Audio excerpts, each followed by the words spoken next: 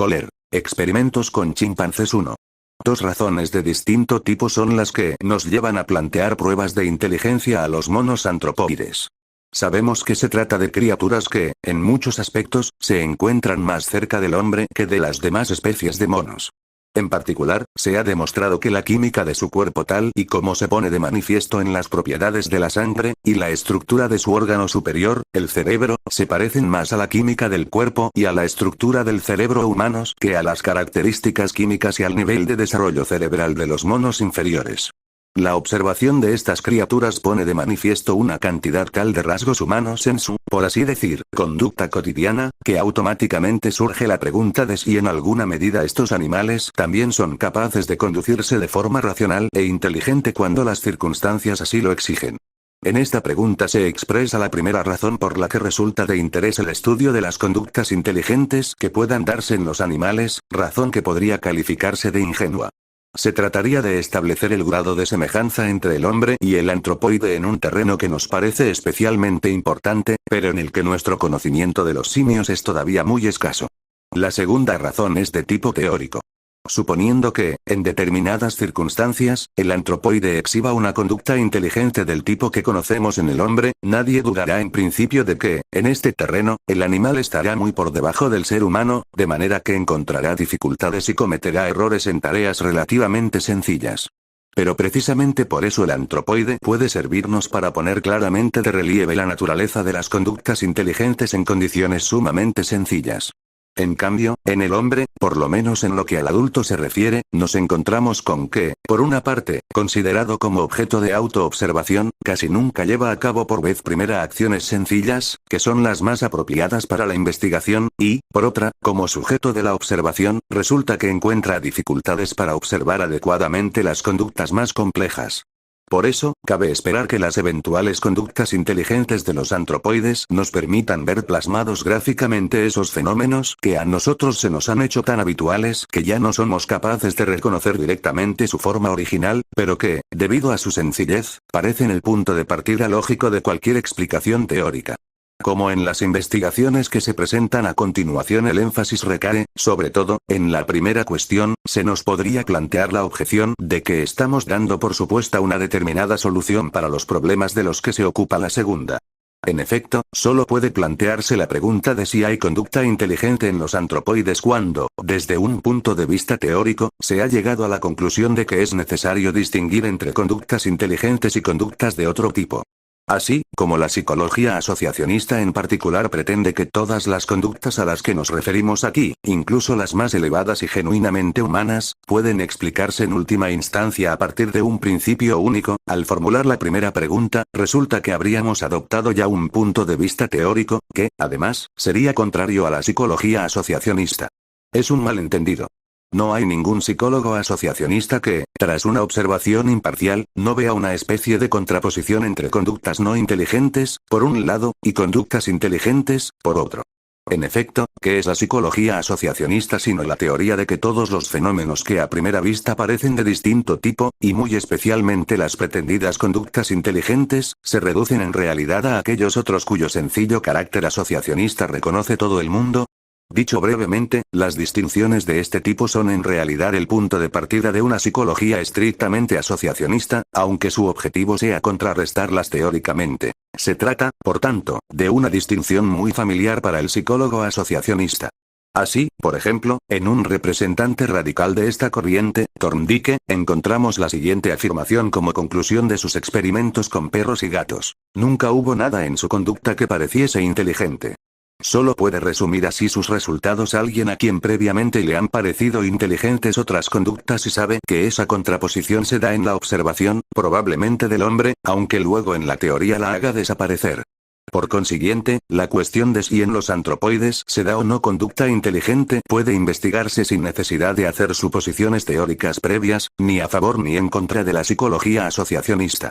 Es verdad que, de esta manera, la cuestión queda planteada de forma un tanto imprecisa. No se trata de averiguar si los antropoides manifiestan algo concreto y definido, sino si su conducta se aproxima a un tipo de comportamiento que conocemos vagamente por experiencia y que nos parece inteligente en comparación con otros tipos de conducta que se dan, sobre todo, en los animales. De esta forma no hacemos más que limitarnos a actuar de acuerdo con la naturaleza de las cosas, ya que las definiciones claras no son propias del comienzo de una ciencia experimental. Solo cuando ésta se encuentra más avanzada puede considerarse como un signo de éxito la formulación de definiciones. Por lo demás, el tipo de conducta humana, y quizás animal, al que se refiere la primera pregunta no es tan impreciso, aun en ausencia de una teoría. La experiencia nos enseña que no se suele hablar de conducta inteligente cuando un hombre o un animal consiguen un objetivo por un procedimiento directo, que no plantea ningún problema a su organización. Pero sí suelen producirse sensación de inteligencia un hombre o un animal que, cuando las circunstancias cierran el camino que nos parece directo y natural, pero al mismo tiempo dejan abierta la posibilidad de un procedimiento indirecto, efectúan este rodeo que resulta adecuado a la situación. Por eso, casi todos los que hasta ahora han intentado contestar a la pregunta de si existe conducta inteligente en los animales, en una especie de acuerdo tácito con lo anterior, la han formulado usando como objeto de sus observaciones situaciones como esas.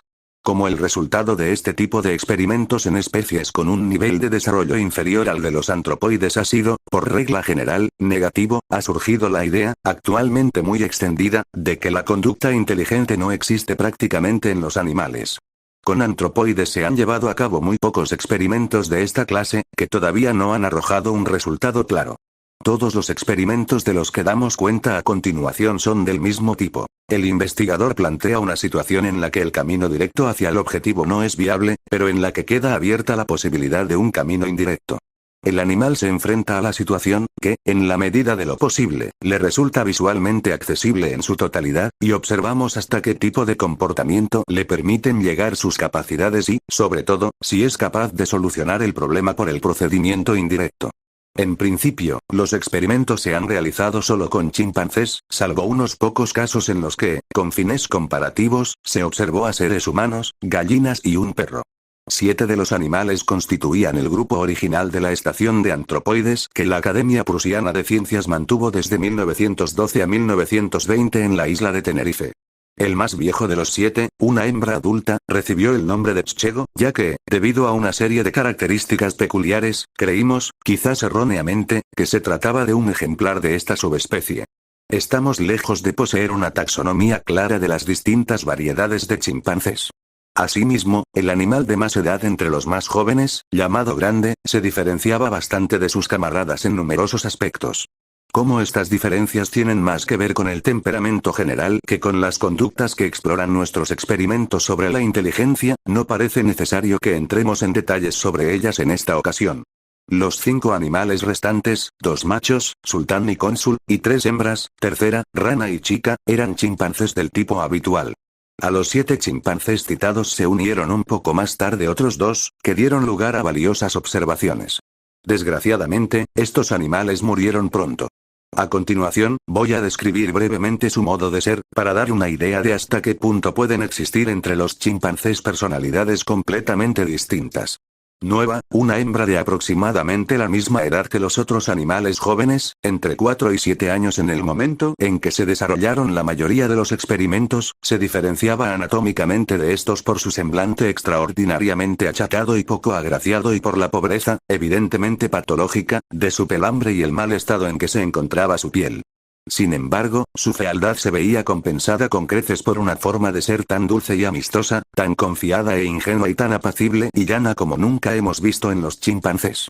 Ese apego tan infantil podía encontrarse también, hasta cierto punto, en los otros animales cuando estaban enfermos. Quizá muchas de las excelencias de Nueva se debieran fundamentalmente a que desde un principio estuvo sometida a la influencia de una enfermedad que progresaba lentamente. Por regla general, el chimpancé puede sufrir pequeños decaimientos sin consecuencias. La forma tan encantadora en que este animal se pasaba horas jugando de buena gana con los medios más modestos nos causaba una impresión particularmente agradable, ya que los otros, con el tiempo, comenzaron a inclinarse a la holgazanería cuando no se les proporcionaba la ocasión de realizar alguna actividad concreta o cuando no estaban luchando entre sí o practicando actividades de aseo corporal recíproco. Si mantuviéramos juntos de forma continuada a un grupo de niños sanos, el resultado sería una actividad de tipo lúdico, pero no precisamente discreta y tranquila. Desde hacía varios meses, Nueva permanecía aislada. Por otra parte, no cabe suponer que las encantadoras cualidades de este animal obedeciesen a algún tipo de influencia educativa recibida durante su infancia. Por desgracia, no parece posible que mediante la educación pueda hacerse de un chimpancé, por naturaleza inquieto y salvaje, una criatura afable y mansa. Nueva no estaba educada como un niño. Por el contrario, dejó bien claro que no estaba en absoluto acostumbrada a ser corregida. Nueva solía comerse sus propios excrementos y, cuando actuábamos en contra de esta costumbre, se mostraba, primero, sorprendida, y después, totalmente indignada. Al segundo día de su estancia en la estación, el cuidador la amenazó con una vara por ese motivo, pero ella no lo entendió y quiso ponerse a jugar con el palo. Si se le quitaba un poco de comida que, con la mayor desenvoltura, había cogido de algún sitio, pero que en realidad no era para ella, intentaba de inmediato morder al cuidador, llena de rabia y sin ninguna inhibición. En resumen, el animal parecía completamente ingenuo a este respecto y, desde luego, estaba menos educada que cualquiera de los demás animales de la estación. El macho, Coco, cuya edad se calculaba en aproximadamente 3 años, era un chimpancé corriente. Tenía el abdomen abombado y un rostro bien parecido, con la coronilla habitual, barbilla puntiaguda y ojos penetrantes, que parecían en perpetuo desafío y mal humor, y que prestaban al joven macho una cierta arrogancia natural. De hecho, pasaba gran parte de su tiempo en una especie de irritación crónica. Si no se le daba bastante comida o unos críos se atrevían a acercarse a él, si alguien que acababa de estar con él se marchaba, o, por último, si durante los experimentos no se acordaba de cómo había resuelto el día anterior un problema parecido, no es que este animal se quejase, sino que se ponía hecho una furia. Habitualmente manifestaba este estado de ánimo golpeando violentamente el suelo con sus puños y saltando airadamente arriba y abajo sobre el mismo sitio. Si la rabieta era más intensa, se ponía a emitir una serie de berridos en rápida sucesión. Esta conducta también se observó en la mayor parte de los demás chimpancés cuando tenían una rabieta y, más raramente, en casos de alegría extrema. Antes de estos accesos de rabia, cuando aún no estaba tan excitado, profería repetidamente un sonido continuo de o breve, reproduciendo ese ritmo irregular pero característico que suele producir una línea de soldados disparando pausadamente. En lo huraño y desafiante de su actitud, así como en la intensidad de sus rabietas cuando sus pretensiones no se veían satisfechas de inmediato, Coco se parecía a otro egoísta por excelencia, Sultán. Por suerte, y quizá no por casualidad, Coco era un sujeto tan aventajado como Sultán. Se trata tan solo de un par de chimpancés. Para quienes han visto vivos a Nueva y a Coco no existe ninguna duda de que, dentro de su especie, eran tan distintos uno de otro como puedan serlo dos niños de la especie humana con caracteres diametralmente opuestos. Como conclusión general podemos decir que las observaciones efectuadas sobre un solo chimpancé nunca pueden aceptarse como definitivas para la especie. Las experiencias de las que vamos a dar cuenta a continuación demuestran que las diferencias individuales entre chimpancés no son menores en el terreno intelectual. Casi todas nuestras observaciones datan de la primera mitad del año 19.141. Con posterioridad, hemos podido repetirlas en numerosas ocasiones, pero en el texto solo hemos incluido algunas repeticiones y experimentos complementarios, que datan de la primavera de 1916, ya que, por regla general, se volvieron a producir las mismas conductas que ya habíamos observado y, en todo caso, no había que corregir nada esencial de los resultados anteriores. 3. Los experimentos del tipo a que nos hemos referido anteriormente pueden plantear exigencias muy distintas a los animales examinados según la situación concreta de que se trate. Para determinar, con la mayor aproximación posible, el nivel de dificultad en el que tenía más sentido someter a prueba a los chimpancés, el señor Eteuber y yo les pusimos un problema que nos parecía difícil pero no imposible de resolver para ellos. Para que sirva de orientación vamos a anticipar aquí cuál fue el comportamiento de Sultán en este experimento. Se ata una cuerda larga y delgada al asa de una cesta abierta que contiene fruta. Se cuelga una anilla de la alambrada que cubre la zona de recreo de los animales, a través de la cual se hace pasar la cuerda, tirando hasta que la cesta queda suspendida sobre el suelo a una altura aproximada de 2 metros. El extremo libre de la cuerda se coloca formando un nudo abierto alrededor del saliente corto de la rama de un árbol, a unos 3 metros de distancia de la cesta y aproximadamente a la misma altura. La cuerda forma así un ángulo agudo con vértice en el anillo, compárese figura 1.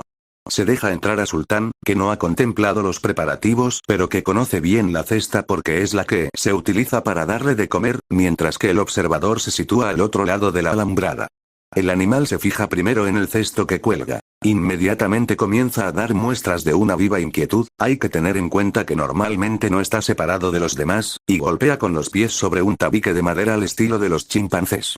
Intenta entrar en contacto con los otros animales a través de las ventanas de los cubículos donde se alojan y desde donde, en circunstancias normales, son visibles, y también intenta entrar en contacto con el observador a través de la alambrada. Pero los otros chimpancés no están a la vista y el observador no le hace caso. Al cabo de un rato, Sultán se dirige, de repente, hacia el árbol, trepa con rapidez hasta el nudo, se queda quieto un momento y, a continuación, se pone a tirar de la cuerda, mirando la cesta, hasta que la parte superior de esta choca con el anillo, que actúa como tope. Suelta la cuerda. Tira por segunda vez con más fuerza, de tal manera que la cesta se vuelca y cae un plátano. Se baja, coge el fruto y vuelve a subir. Tira de nuevo de la cuerda, esta vez con tanta fuerza que se rompe y cae la cesta. Desciende, coge la cesta y la fruta y se retira para comerla. 3 días más tarde repetimos el mismo experimento. Esta vez el nudo está atado a un anillo situado al final de la cuerda, y, en lugar de ponerlo en la rama, se sujeta a un clavo fijado a un aparato que los animales tienen para hacer ejercicio. En esta ocasión, Sultán no muestra ninguna inquietud, mira un momento a la cesta colgada, va derecho al aparato y se sube a él. Tira una vez de la cuerda y la deja resbalar hasta su posición anterior. Vuelve a tirar, esta vez con todas sus fuerzas, de manera que el cordón se rompe. Se baja y se apodera de la fruta. La mejor solución que cabía esperar en este problema consistía en que el animal sacara el nudo, o la anilla, del saliente de la rama, o clavo, y después, sencillamente, dejase caer la cesta, etc. De la verdadera conducta del animal y llama la atención favorablemente la manera en que aprovecha, con una cierta lógica, el valor situacional de las conexiones de la cuerda, pero el curso que sigue el resto del experimento no está del todo claro, y la mejor solución no se esboza ni una sola vez. No podemos entender a qué se debe el comportamiento de Sultán. ¿Es que no se ha percatado de la débil conexión que existe entre el nudo y el saliente de la rama o entre la anilla y el clavo? ¿Habría esperado que la cesta cayese a tierra una vez deshecha la conexión? O quizá la dificultad estaba en que la cesta habría ido a parar directamente al suelo y no a las manos de Sultán. Ni siquiera podemos saber si en realidad Sultán tiraba de la cuerda para romperla y hacer caer el cesto al suelo. Así pues, hemos llevado a cabo un experimento que, para empezar, posee unas condiciones demasiado complicadas para que podamos sacar conclusiones de él. Este hecho nos ha llevado a comenzar las siguientes investigaciones con problemas más elementales, en los que la conducta de los animales perderá, en la medida de lo posible, esa ambigüedad. Los chimpancés exhiben una conducta inteligente del mismo tipo que la que conocemos en el hombre. No todas las cosas que el chimpancé efectúa de forma inteligente son externamente semejantes a las acciones humanas. Sin embargo, en condiciones experimentales especialmente elegidas, puede demostrarse sin ningún género de dudas la existencia de esa clase de actividad inteligente. A pesar de las significativas diferencias que existen de un animal a otro, esta afirmación es válida incluso para los individuos menos dotados de la especie que tuvimos ocasión de observar, y podrá verificarse en cualquier representante de ella, siempre que no se trate de un imbécil en el sentido patológico de la palabra. Prescindiendo de un factor casual como este, presumiblemente poco frecuente, el éxito de las pruebas de inteligencia se ve comprometido con más facilidad por el experimentador que por el animal. Es preciso que sepamos de antemano y, si es necesario, que averiguemos mediante observaciones preliminares en qué zonas de dificultad y para cumplir qué funciones le resulta posible al chimpancé exhibir una conducta inteligente. Los resultados negativos o confusos obtenidos con un material de prueba arbitrariamente complejo o aleatoriamente elegido no tienen, obviamente, ninguna relevancia a la hora de responder a esta cuestión fundamental. El autor de las pruebas debe saber que toda prueba de inteligencia sirve no solo para evaluar a la criatura que se investiga, sino también, necesariamente, al experimentador mismo. Es algo que me he dicho a mí mismo muchas veces y, a pesar de ello, sigo abrigando dudas sobre si los experimentos que he realizado pueden considerarse satisfactorios a este respecto. Cuando se carece de unos fundamentos teóricos y se trabaja en un campo desconocido, se cometen muchos más errores metodológicos, errores que quienes continúen estas experiencias podrán evitar con más facilidad. En cualquier caso, lo que queda claro es que este mono antropomorfo no solo se destaca entre los demás miembros del reino animal y se aproxima a las razas humanas en todo tipo de factores morfológicos y fisiológicos en sentido estricto, sino que también demuestra poseer esa forma de comportamiento que se tiene por específicamente humana. Por otra parte, es todavía muy poco lo que sabemos sobre los organismos próximos al chimpancé, pero, según los pocos datos acumulados, y de acuerdo con los resultados obtenidos en este trabajo, no parece demasiado improbable que, en el terreno que hemos explorado, el antropoide se encuentre también más cercano al hombre en su inteligencia que a muchas otras especies de monos inferiores. Hasta ahora, las observaciones se ajustan bastante bien a las exigencias de las teorías evolutivas. Especialmente, parece verificarse la correlación entre inteligencia y desarrollo cerebral. Por lo demás, el resultado positivo de esta investigación necesita una especie de delimitación. Esta se ve plenamente confirmada mediante experimentos de un tipo algo distinto que expondremos en otra ocasión. No obstante, es preciso tener en cuenta que solo cuando estos salgan a la luz tendremos una imagen más completa. Mientras tanto, nuestro dictamen sobre el problema de la inteligencia del chimpancé dispondrá de un cierto margen de libertad. Mucho más importante es el hecho de que los experimentos en que sometemos a prueba a los animales ponen a estos siempre en una situación cuyos elementos están dados en el momento mismo en que tiene lugar la prueba y en la que, además, la solución puede llevarse a cabo de inmediato, en ese mismo momento. Para el problema fundamental de la inteligencia, este tipo de experimentos resulta tan apropiado como cualquier otro que permita responder sí o no, y es incluso posible que, provisionalmente, este sea el mejor método, puesto que proporciona de inmediato resultados claros y abundantes. Sin embargo, no podemos olvidar que hay una serie de factores que, precisamente en estas condiciones experimentales, no influyen en absoluto o lo hacen solo de forma muy tangencial, y que son, sin embargo, aquellos a los que, con razón, se atribuye el máximo protagonismo en la vida inteligente del ser humano. Nuestras pruebas no exploran, o lo hacen solo de forma incidental, hasta qué punto los factores que no están presentes en el momento mismo de la prueba pueden influir de forma determinante sobre el chimpancé, o si lo puramente pensados desempeña algún papel apreciable en él. Pero todavía más importante es, a este respecto, lo siguiente. Mediante los procedimientos que hemos empleado hasta ahora no hemos podido averiguar cuál es la extensión hacia adelante y hacia atrás del tiempo en el que vive el chimpancé. En efecto, comprobar que después de largos espacios de tiempo todavía persisten algunos efectos de reconocimiento y reproducción sobre la percepción que se tiene del mundo en un momento dado, como, de hecho, sucede en los antropoides, obviamente no equivale, sin más, a vivir en un intervalo mayor de tiempo.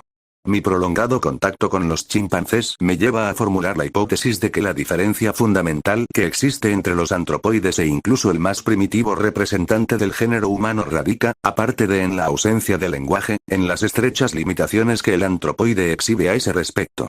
Así, pues, las causas por las que en el chimpancé no se dan ni siquiera los más elementales rudimentos de un desarrollo cultural serían la ausencia de ese instrumento técnico inapreciable que es el lenguaje, por una parte, y, por otra, una limitación esencial en el material más importante de la inteligencia, lo que denominamos representaciones Borste-Jungen. En lo que se refiere al segundo factor, cabe esperar que el chimpancé, que suele tener problemas incluso para percibir con claridad estructuras visuales sencillas presentes ante él, experimente grandes dificultades, dentro ya del mundo de las representaciones, en aspectos donde no es infrecuente que incluso el hombre tenga que luchar con denuedo contra la tendencia que presentan ciertos procesos a mezclarse e interferirse. Dentro del terreno de las pruebas que hemos empleado aquí, la conducta inteligente del chimpancé aparece orientada primordialmente de acuerdo con la estructura visual de las situaciones. A veces, incluso, el animal se embarca en soluciones que están demasiado sesgadas hacia lo visual, y en numerosas ocasiones en que el chimpancé deja de actuar de forma inteligente, lo que sucede sencillamente es que la estructura del campo resulta demasiado complicada para su capacidad de percepción visual, estaríamos en presencia de una relativa debilidad o inconsciencia estructural gestalt, SCH. Resulta, por tanto, difícil dar una explicación apropiada del comportamiento del chimpancé en este terreno mientras no podamos basarnos en una teoría bien desarrollada de las formas espaciales. La necesidad de una teoría de este tipo puede dejarse sentir de forma todavía más acuciante si tenemos en cuenta que, en este ámbito de la inteligencia, las soluciones genuinamente inteligentes tienen que participar necesariamente de las características que presente la estructura del campo, visualmente dada, puesto que dichas soluciones tienen que llevarse a cabo en forma de procesos dinámicos y orientados de acuerdo con esta estructura. Más interesante que determinar unos límites parece la obtención de una escala comparada para las conductas inteligentes aquí descritas, por el procedimiento de establecer una comparación con las conductas de los seres humanos adultos, normales y enfermos, y, especialmente, con niños de distintas edades.